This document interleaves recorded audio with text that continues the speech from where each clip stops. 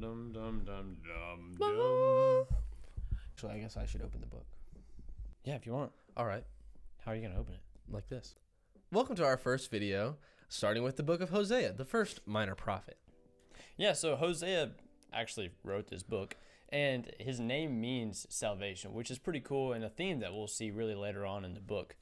Hosea was writing to the northern kingdom. That's the kingdom of Israel. So at this time, Israel had been divided into two kingdoms, the northern kingdom, Israel, and the southern kingdom, that being Judah. He was most likely the earliest writer. We believe him to be the earliest, and he was likely a contemporary of Amos. Amos was a prophet in the southern kingdom, though, that being Judah, and of course Hosea in the northern kingdom. So this is before the exile. This is before captivity, before the Babylonians came in and took everyone back with them. It's actually under King Jeroboam, who Josh told me to say was horrendously awful and terrible.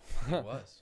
So Hosea uses poetry to convey his message all throughout the book, and he kind of just spews out all of his emotions as he describes his relationship with his wife and as he describes God's relationship with Israel. And that's what brings us to the first three chapters of the book.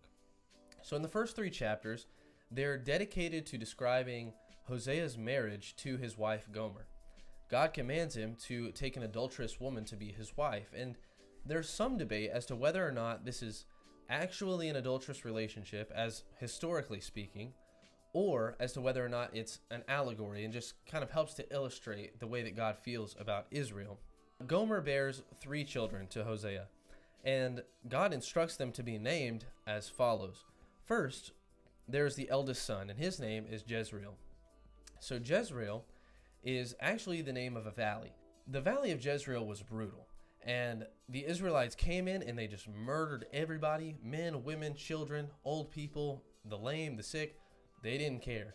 But that's what Hosea says, like, God is going to do this to you, Israel, because of the way that you're acting, because you've turned to idols.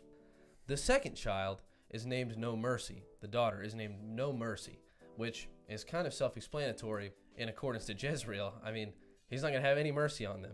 And then third, there's another son, and he is named Not My People, because God says, you are not my people, and I am not your God. God turns his back on these people because they've turned their back on him. Chapters 4 through 11 are a list of accusations and warnings against Israel.